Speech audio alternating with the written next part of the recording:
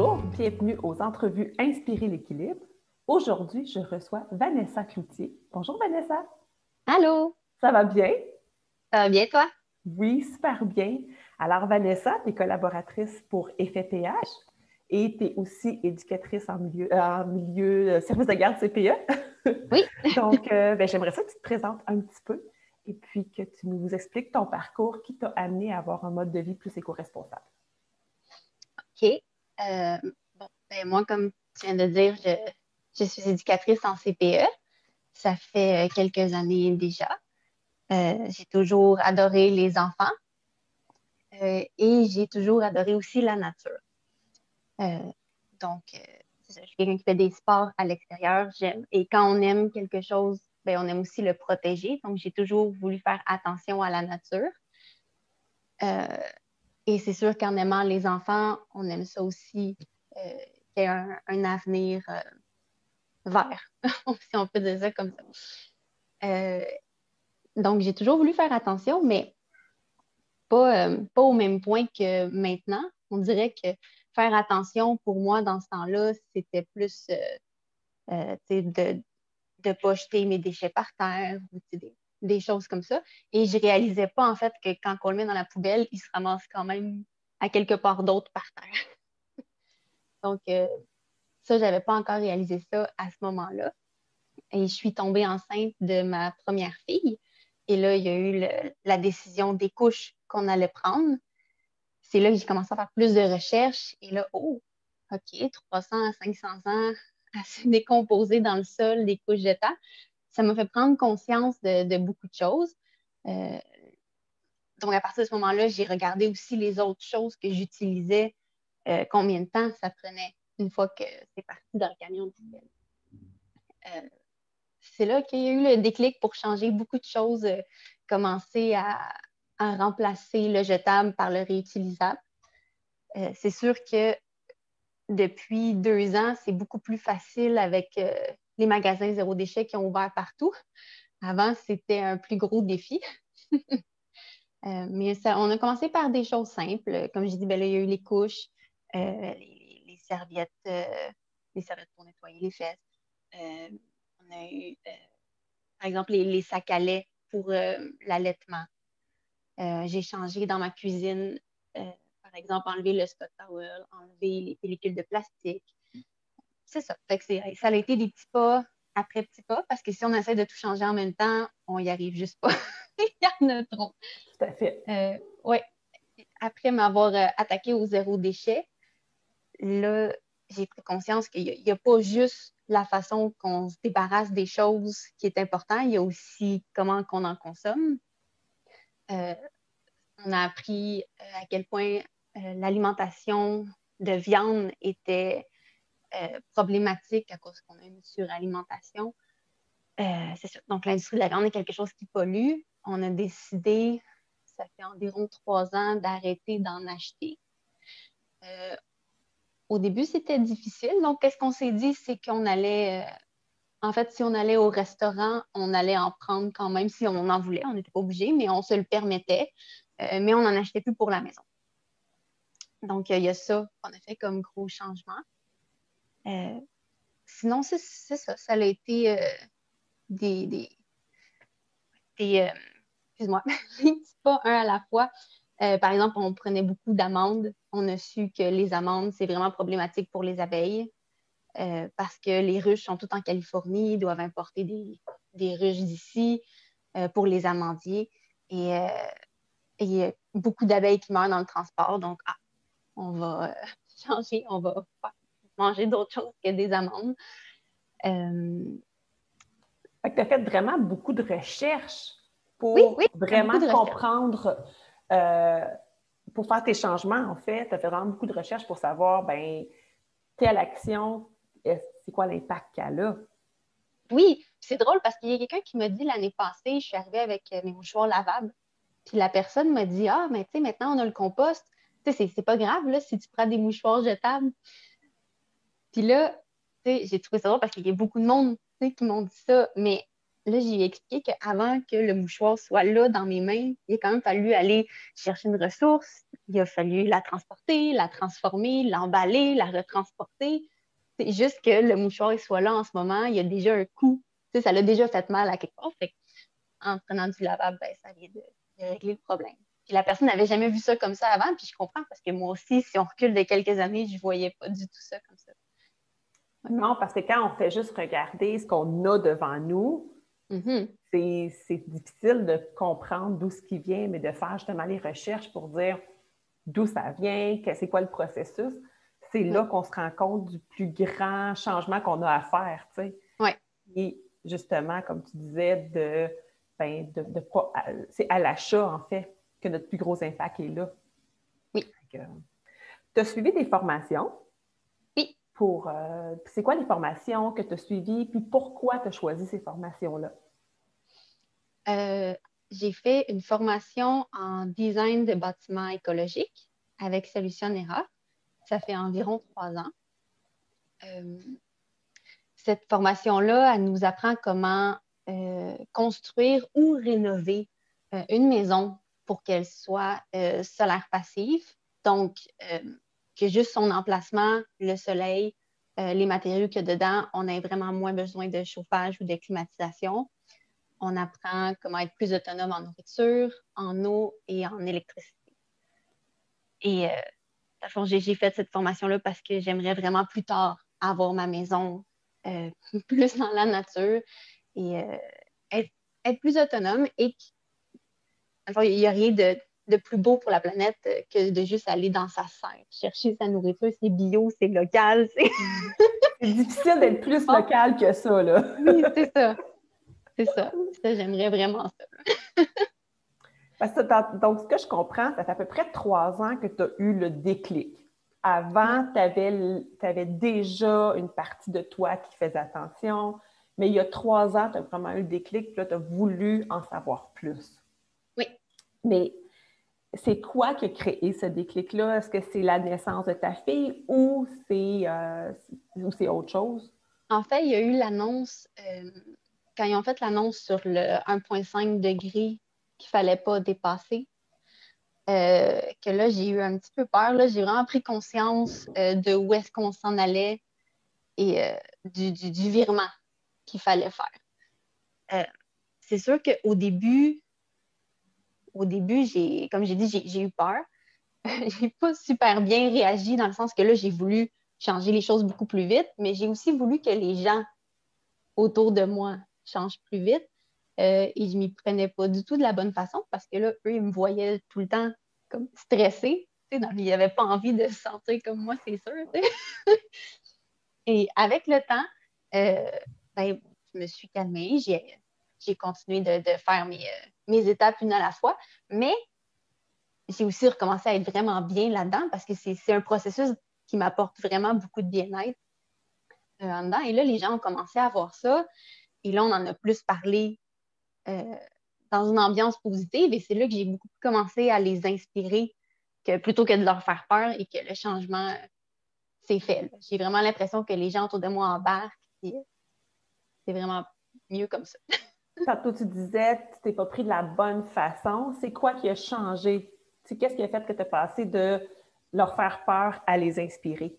Ben, on dirait que je les confrontais. Ils faisaient quelque OK. chose, puis là, je disais, ah, mais tu savais-tu que ça fait ça? Il ne faudrait pas faire ça au lieu, à la place de faire comme, ah, OK, hey, regarde, moi, je fais ça comme ça, puis ça va super bien, puis c'est cool, puis ça me fait du bien à moi, ça fait du bien à la planète, ça fait du bien à mes enfants, win-win-win partout. Fait que c'est sûr que c'est plus tentant de cette façon-là. Oui, tout à fait. Fait que, ben super. Donc, vraiment, d'agir puis d'inspirer les gens par ce que tu faisais et ne pas les juger, mais plus dire, ben voilà, moi, j'ai fait ça, tu pourrais l'essayer. Oui, puis si je peux te donner un exemple, tu sais, par exemple, Noël ou les fêtes, tu sais, donner, mettons, beaucoup de cadeaux, tu sais, c'est sûr que c'est quelque chose qui peut, ça fait de la surconsommation, fait que c'est pas quelque chose qui est nécessairement bon pour la planète.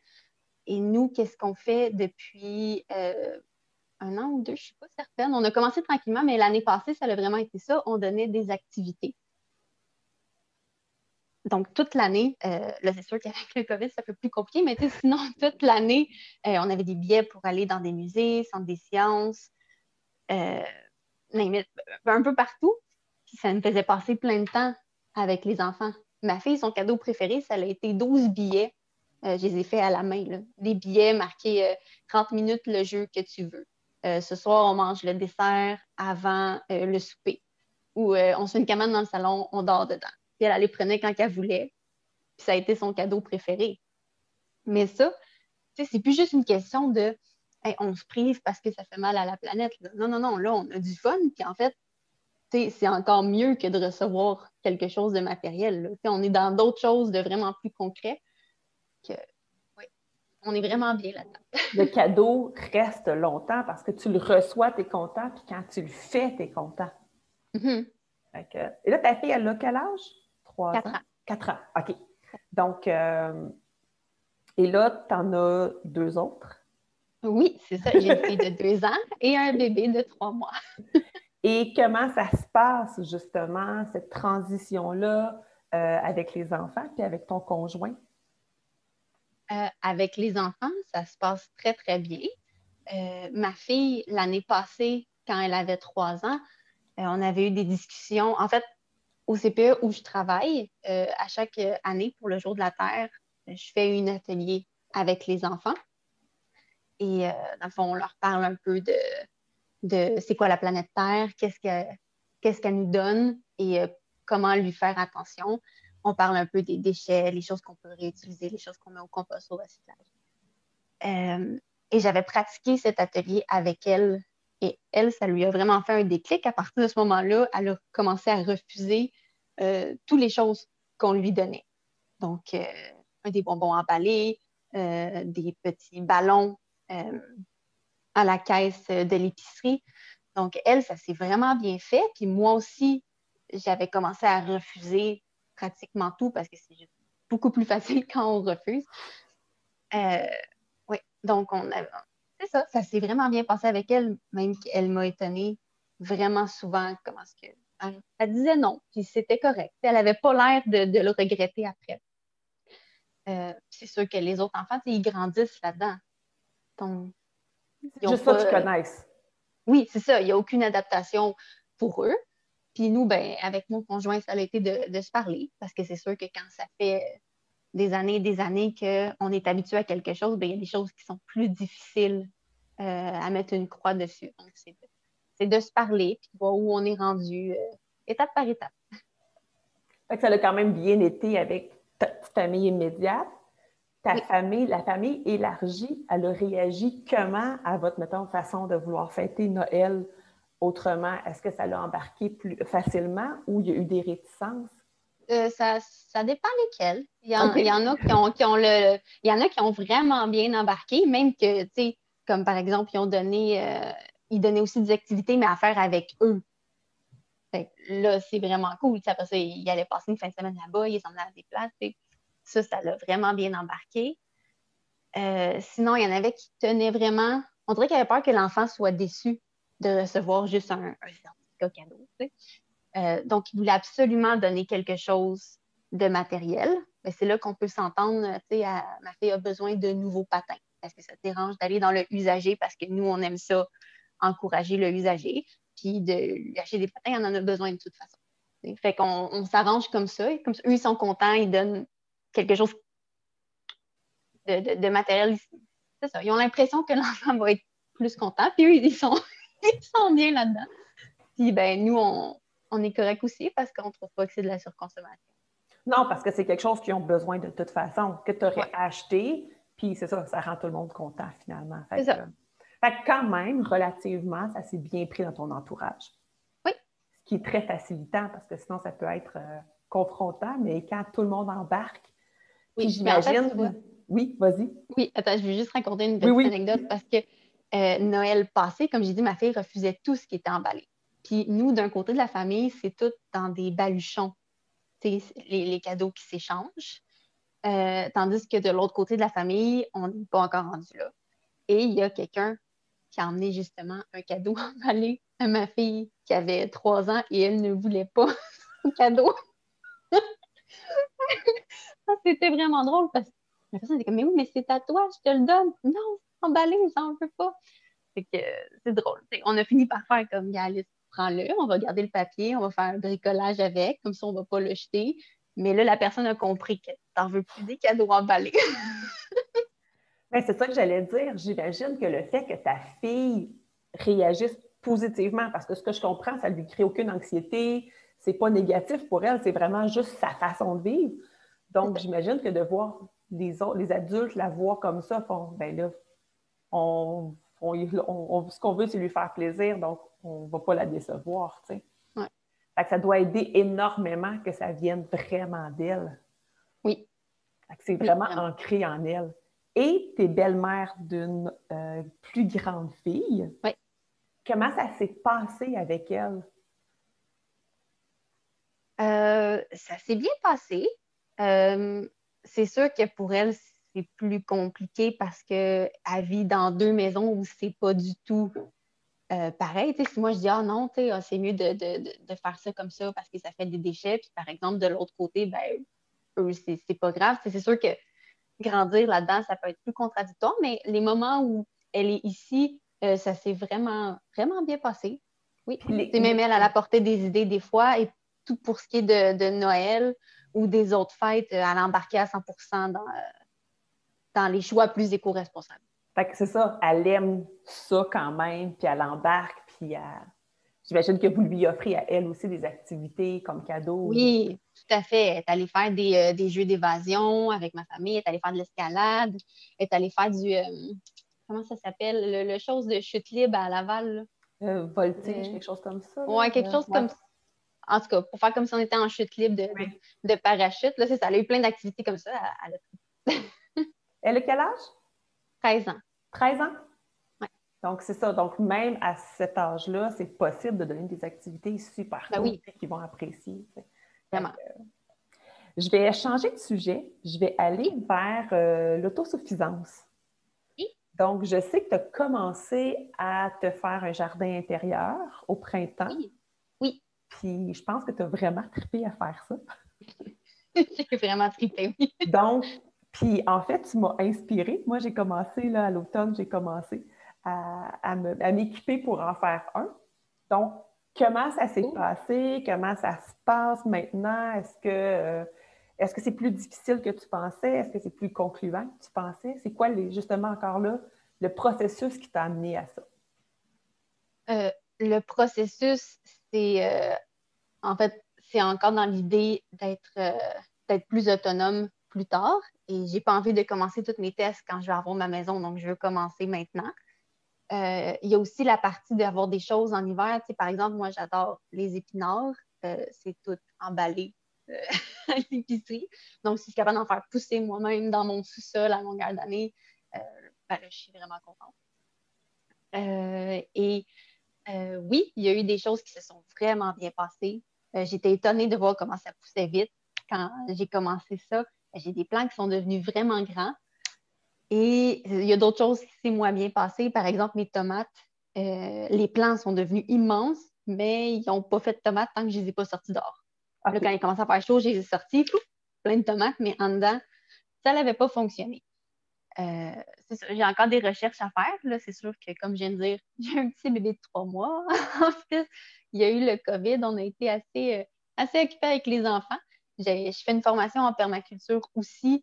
Puis tout ça, ça a été mis sur pause. Je vais recommencer éventuellement. Mais là, pour l'instant, je m'occupe de ma grande famille. Mais oui, c'est ça. Donc, mais j'ai beaucoup aimé ça. Puis là, je vais bientôt le recommencer. Je vais repartir. Tout ce qui avait bien fonctionné, j'aimerais vraiment en avoir pour tout l'hiver en bas. Est-ce que ça demande beaucoup d'équipement ou on peut commencer et puis petit pour au fur et à mesure augmenter ou tu as trouvé qu'il fallait vraiment que tu t'équipes de beaucoup de choses pour avoir suffisamment de nourriture pour en vivre, là? Ben là, c'est sûr que j'en ai pas assez pour en vivre, mais je me suis équipée de lumière. C'est pas mal le gros achat que j'ai fait.